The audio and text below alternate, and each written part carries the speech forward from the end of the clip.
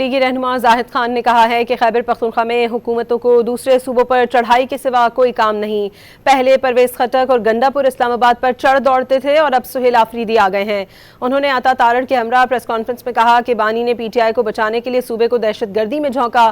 وزیر اعلیٰ نے جھوٹ بولا کہ جرگے میں سب نے فوجی آپریشن کی مخالفت کی۔ بیت اللہ محسود نے اپنی کمیٹی کا سربراہ بانی پی ٹی آئی کو نامزد کیا تھا۔ پہلے تو ایک چیف منسٹر جو ہمارا خٹک صاحب تھے وہ اسلام آباد پہ اٹیک کر رہے تھے، اس کے بعد گنڈا پور صاحب آیا وہ اسلام آباد پہ اٹیک کرتے رہے، اب اس کے بعد یہ جو لڑکا آیا اس نے بھی یہی کام شروع کیا۔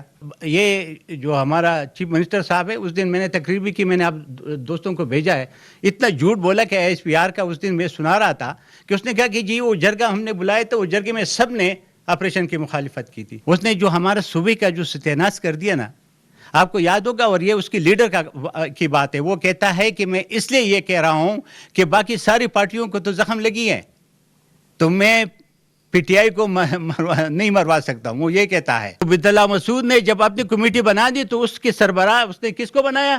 عمران خان کو، یاد ہوگا آپ سب کو۔